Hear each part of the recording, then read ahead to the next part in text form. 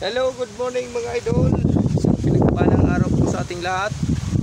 So ayan mga idol, at napakalakas ng hanging habagat. Ayun o.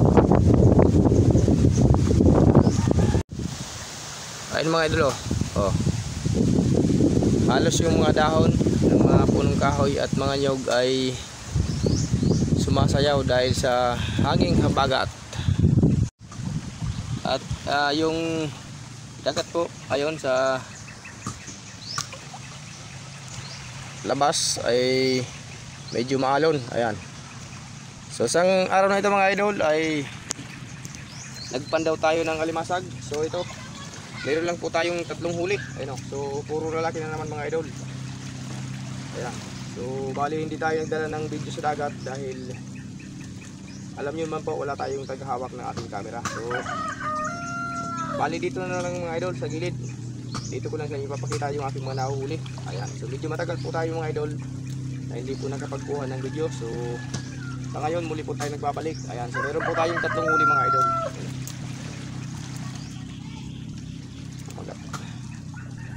Tatlong alimasag mga idol. Ayan. So patapos natin tanggalin sa lambat, siyempre tatalian natin mga idol para hindi po sila magagatan. Ayan, dahil ito po mga idol, ang alimasag na ito ay ibibinta natin. So para meron tayong pambili ng bigas mga idol, meron tayong pandurudugtong. Ayan.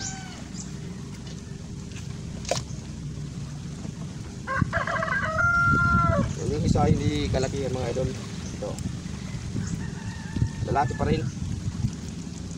Bali dalawang malaki, isang katamtaman lang yung laki.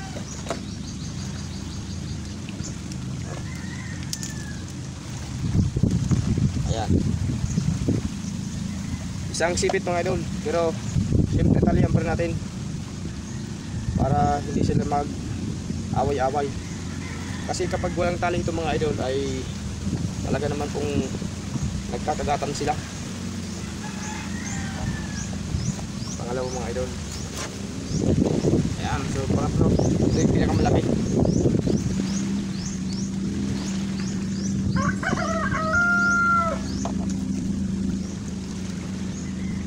At siya nga pala mga idol, sa lahat po ng mga supporters natin, saan man po kayo sulok ng mundo, lahat ng mga kaibigan natin, ay shoutout po sa inyong lahat mga idol.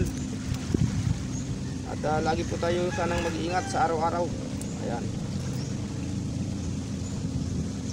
So mahirap tanggalin mga idol kapag pumulupot talaga. Ayan o.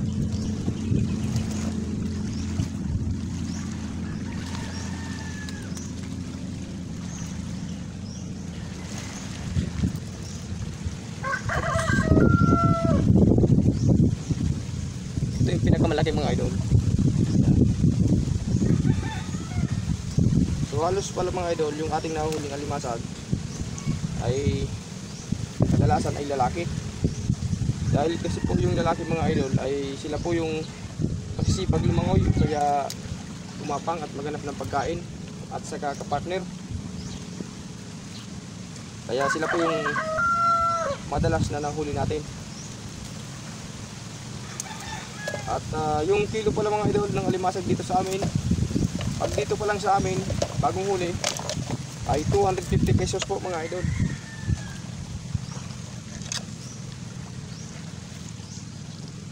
So kapag ganito kalaki mga idol, mga 4 o 3 ay halos umabot na ng 1 kilo. So itong nahuli natin ay hindi pa ito abot dahil yung isa ay hindi kalakihan. So ganun pa man ay nagpapasalamat pa rin tayo sa Panginoon dahil kahit paano mga idol ay meron po tayong nahuli. Tanggalin at tapos itong ko ito ilalagay mga idol sa meron pang pinaglalagyan na maliit na cage. So bali iniipon ko ito mga idol, at dahil meron po na naman order sa akin alimasag, kapag marami na ito mga idol ay saka natin ibibenta para meron tayong pangbili ng bigas, pandurudugtong. So kung minsan ay nag-ulam din tayo nito. Ayan. Okay, so hanggang dito lamang po ito mga idol. At hindi na po ko dadala ng video sa dagat dahil malakas ang hangin. So bali ito po.